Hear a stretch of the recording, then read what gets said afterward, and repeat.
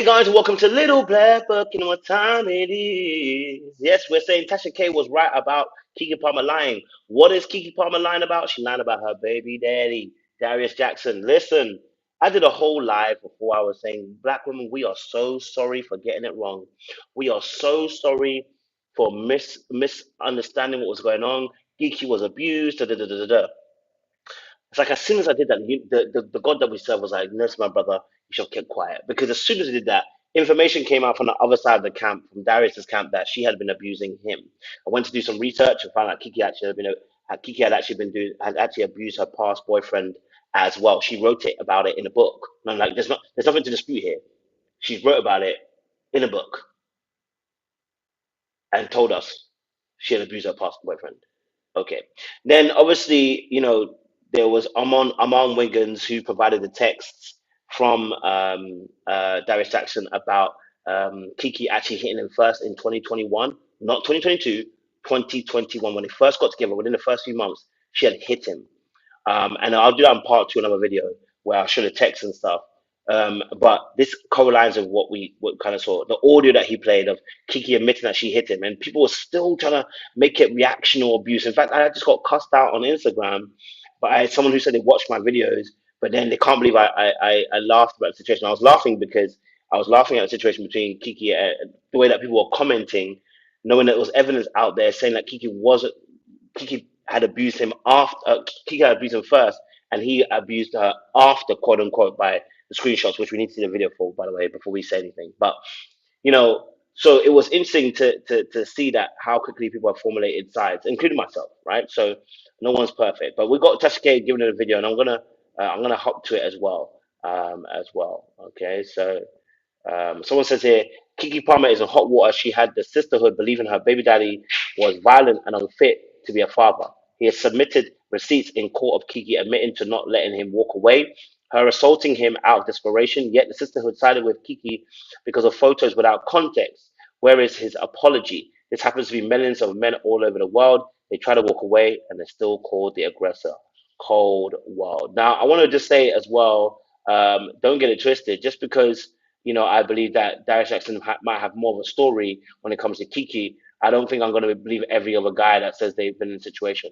There's a lot of guys who will lie about them being abused because they have been abusing their particular girl. So, just a caution to the wind there in that respect, right?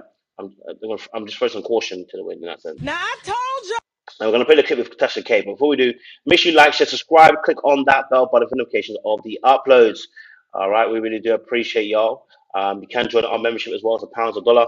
You can join our Patreon for Discord as well. And also we have merch as well, exclusive for this channel. Listen, let's get into this. Let's not waste much time. Y'all the whole steal. I told you the whole steal. I told you that temporary restraining order that she put out was temporary, which means I could go right now and put a temporary restraining order on Jasmine. I ain't gotta ask, I ain't gotta prove nothing. Kiki done put them still photos out, even though they came from a video that was in the house. And when it was time to present at this court date the actual footage to prove that he was allegedly abusive to her, I told you, we gotta be PG-13 over here. She wasn't gonna back it up. Same way she lied on Trey. Now, what she lied on Trey about ain't got nothing to do with other accusations that Trey Songz has going on. Okay? But what Keke said just did not add up. The same way it was going on with Darius just did not add up. Keke knows she the breadwinner in that family. She got a YouTube channel, Instagram, she got a network, she got all that money coming in, and guess what? He can get child support. So she got to prove. Because you know what? He's been a great father in the public. So now in order to tarnish the man's reputation, you got to kind of make up allegations so that he won't go to court and take the baby from you because you work too much. And he can prove that. And he can prove that he's a great father. And you just don't want to be out here on Sherry Shepherd time. Now, what's interesting about this point is that there is a great point about this. Like, she works so much that is a child best to be with her, or is it best to be with him, who quote unquote end up becoming a stay-home dad? And that would mean that he would then get child support in regards to looking after the kid, which obviously potentially Kiki didn't want to pay, quote unquote, right? So allegedly. And so that's a great point. You know, that's also a major point to consider in terms of why she needed to kind of like smear campaign him in that regard. Because in all honesty, if she knows that she's been abusive to him, why would she do that? Except that she knows sometimes people get blinded by situations because they their ego gets in the way. Now I'm looking at Kiki and I don't ever feel like I've seen an ego from her, but you have to understand some people's ego is not necessarily so overt, right? Sometimes our ego is lodged in our intellect. Sometimes our ego is lodged in intelligence, in the way that we think we can reason and debate and we can converse and you know, communicate in a sense. We can have ego in certain things that people won't necessarily feel there's an ego in. That's what I'm meaning. Um, and sometimes people have an ego. They think that they're better than another person, and they won't necessarily say it, but their actions will show it. And her potentially, again, allegedly lying about him being abusive, it's because it's easy to go with that narrative. Now, don't get twisted. He has got abusive parents or abusive dad, and I'm not doubting that there was potentially could have been a situation. There could have been a situation in 2022, but in 2021, Kiki done hit. Then Kiki done the business to him. Okay, all right. We're gonna continue this onwards. You understand what I mean by Sherry Shepherd time? Oh, you're gonna come back. Come back to me. She paying child support for kids she ain't never seen.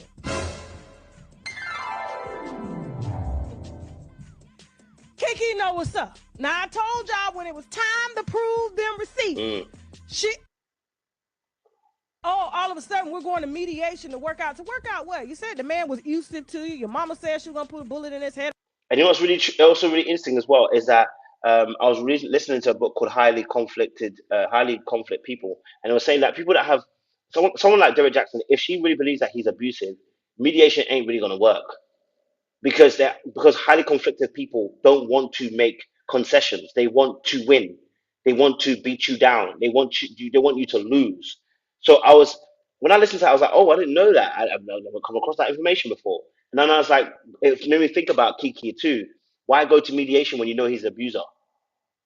You know what I mean? It's making me think. Now, of course, Kiki could be. Someone could say that Kiki is obviously very loving, caring, and she doesn't want to see the kid suffer. I totally hear that too, and that could also be a plausible reason as to why she went to mediation. But it also could be the fact that, you know what, she's going to mediation because she thought she can win and she thought she can turn our heads, you know, round. And she probably thought to herself as well, this might look good as PR, as branding. You know, oh, I'm working it out with my ex baby daddy. Da, da. But the reality is, you've already given us evidence. Well, she didn't leak it.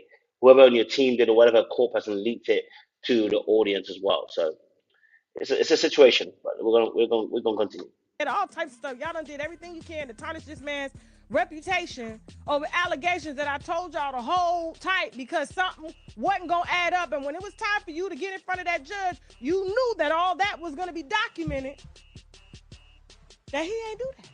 You're a stud, Kiki. That's why you go for men, beta men, that you can emasculate before the public because you have the resources to do Mm. it. This is an easy target for her. While she goes and uses the alleged use to justify her reasons for being a stud in a relationship with a woman. Y'all keep playing if you want to. I'm trying to tell you. I'm Mm. trying to tell you. She got a point. Moving on. Now I told She got a point, you know. She got a point. And we always discussed this with Kiki. We always said, what's up with Kiki and dating somebody financially so much lesser than her?